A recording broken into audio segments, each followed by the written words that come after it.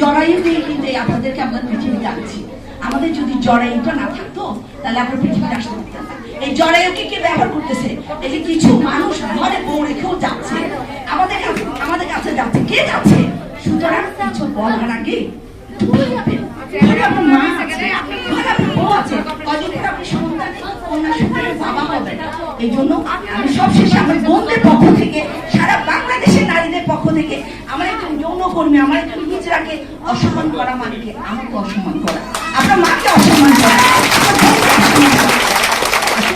আমাদের উপদেষ্টা, প্রধান উপদেষ্টা স্যার এবং ছাত্র সমাজকে নিয়ে যে প্রতিজ্ঞা করেছে দেশটাকে রক্ষা করার, তাই না? ধর্মের ঊর্ধ্বে, বৈষম্যের ঊর্ধ্বে, সবকিছুর ঊর্ধ্বে আসলে আমরা এক সারিতে দাঁড়াই। এটাই আমার বক্তব্য। আর আমার কথায় যদি কোনো কেউ কিছু কঠিন কঠিন শব্দ ব্যবহার করতে হয়েছে, বিকজ ফর সমাজ বলেন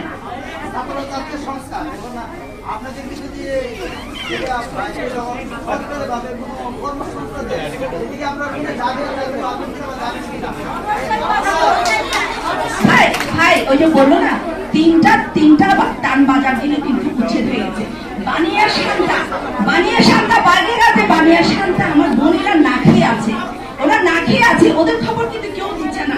সরকার যদি, যেমন আমি আমার বান্ধবানকে বলেছি, বান্ধবান পর্যটন এলাকা, ঘরে ঘরে ঘরে যৌন কাজ হচ্ছে, কি বলে সমাজে, কিন্তু আমার কথার একটা স্থান নির্ধারণ করা হলো। পর্যটন এলাকা, প্রতিটা এলাকায় একটা নির্ধারণ করা হলো। আপনার প্রশ্নটা খুবই সুন্দর। এরকম যদি হয় আমার বোনরা নিরাপদে সুন্দর মতো থাকবে, ঠিক আছে? জনকর্মী না হইলে প্রশ্ন উত্তর দেওয়া যায় না, তাই না? আমি তো জনকর্মী। আপনি আমার পূর্ণ ভাষণ দিলেন, কিভাবে দিবেন আপনি বলেন? আপনি কি পূর্ণ ভাষণ আমার কি পূর্ণভাবে সমাজ মাইনে নিবে? আপনি বলেন। সরকারি ভাবে বলেন না, আমার কে মানবে? শুনেন 30 বছর ধরে এই আন্দোলনের সাথে জড়িত সবাই পূর্ণ ভাষণ দিতেছে, উচ্ছেদ করতেছে। আমার পেশাটাকে আমি আর্ন করি, আমার পয়সাটাকে আমি মনে করি আর সব পেশার মতন আমার এটা পেশা। দিব কিনা না নিব আমার ব্যক্তিগত। সুচরিত থাকার লেগে আমরা নিরাপদে থাকবো, আমরা সুস্থ থাকবো, ভালো থাকবো। এই জন্য আপনারা আমাদের সহযোগিতা করবেন। আর সাংবাদিক ভাইয়েরা, আমরা জানি আপনাদের কলম অনেক শক্তিশালী, আমাদের পক্ষে লিখবেন, লিখলে আমাদের সুবিধা হইবে।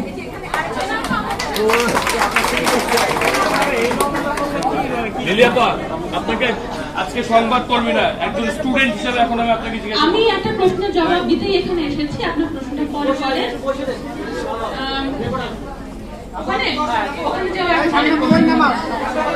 এখান থেকেই বলি, সবাই একটু শান্ত হন, সবাই একটু শান্ত হন। আমার প্রশ্নটা পরে করেন। আমি বারবার একটা প্রশ্ন এখানে শুনেছি, সেটা জবাব দিতে আমি এসেছি। আমার নাম তৃষ্ণা নাস্তারা, আমি অগ্নি ফাউন্ডেশনের প্রেসিডেন্ট। আমার কাজ জেন্ডার এবং প্রযুক্তি নিয়ে। এখানে কয়েকজন সাংবাদিক ভাইয়ের কাছ থেকে আমি প্রশ্ন শুনেছি যে আপনারা কেন অন্য পেশায় যান না, আপনারা গার্মেন্টসে কাজ পেলে যাবেন কিনা, অন্য পেশায় সুযোগ পেলে যাবেন কিনা। আমার মনে হয় এখানে মূল কথা যেটা বলা দরকার, যে সমস্যা আসলে আপনাদের মানসিকতায়। আপনারা কোনোভাবেই মেনে নিতে পারছেন না যে একজন নারী যৌন পেশায় থাকতে চাইতে পারে, তার এই চয়েসটাকে আপনারা সম্মান করতে পারছেন না। তারা কিন্তু আপনাদের করুণা চাইতে আসে নাই যে আমাদেরকে বিকল্প পেশা দেন, আমাদেরকে সমাজে প্রতিষ্ঠিত করে দেন, এটা কিন্তু তারা বলছে না। তারা বলছে আমরা মানুষ, আমরা নারী হিসাবে নির্যাতিত হচ্ছি, এই নির্যাতনের শেষ আমরা চাই এবং মানুষ হিসাবে আমাদের মর্যাদা আমরা চাই। শ্রেণী পেশা নির্বিশেষে প্রতিটা মানুষের কিন্তু এই অধিকার, আপনারা এই অধিকার নিয়ে কথা বলবেন, তার জন্য আপনাদেরকে ডাকা হয়েছে। করুণা করার জন্য বা বিকল্প প্রস্তাব দেওয়ার জন্য আপনাদেরকে ডাকা হয় নাই। তো আমরা যেন আমাদের মানসিকতার উপর একটু কাজ করি, ঠিক আছে?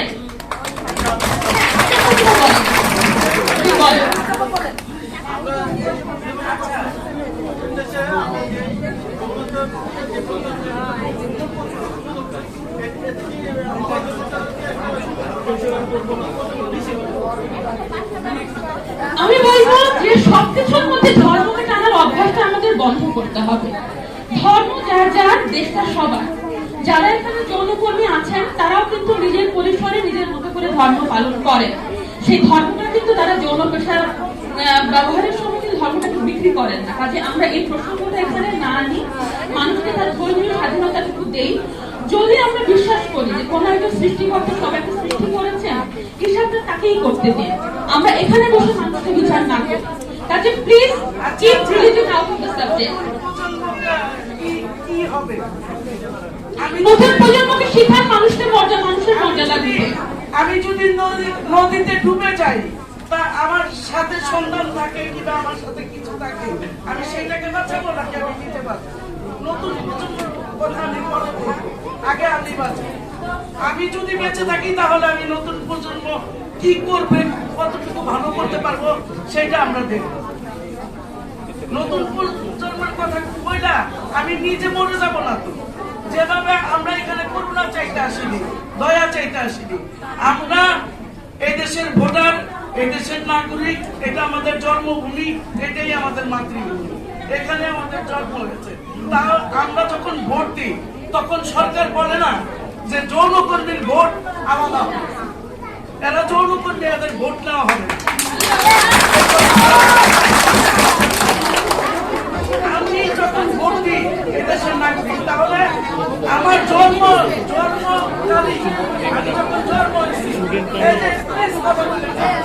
আমি যখন জন্ম হয়েছি তখন 5টা মৌলিক অধিকার নিয়ে জন্মাইছি, তাহলে আমি কেন অধিকার পাবো?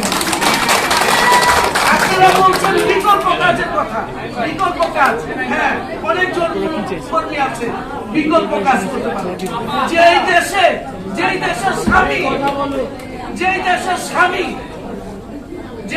স্বামী স্ত্রীকে দিয়ে ব্যবসা করায়, ওই দেশে আমাকে কি সিকিউরিটি আপনি দিবেন?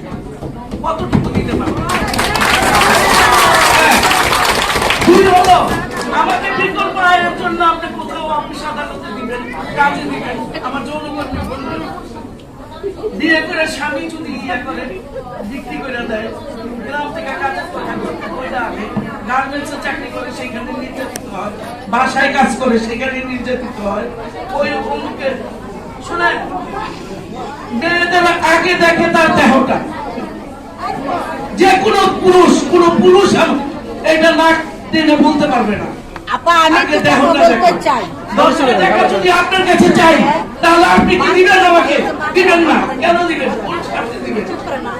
আগে আমার দেহটা বুক করবেন, তারপরে আমাকে টাকা দিবেন। তাহলে আপনি কিভাবে আমাকে নিরাপত্তা দিবেন? কিভাবে নিরাপত্তাটা দিবেন? তো আপনাদের কাছে আমাদের আমরা অনুরোধ করছি, রিকোয়েস্ট করছি, ভাই সন্তান হিসাবে আমরা আমাদের মেয়েদের যে ধরনের অত্যাচার নির্যাতন হচ্ছে তাদের জন্য আপনাদের এক কলম লিখে দিলে অন্তত পক্ষ কিছুটা হয়তো আমরা নির্যাতন কম হবে, এই জিনিসটাই আপনাদের কাছে চাই।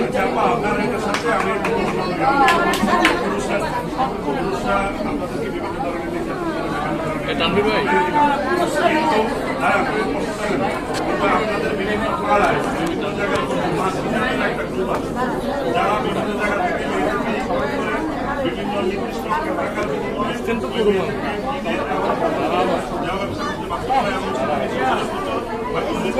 সাংবাদিক ছিলাম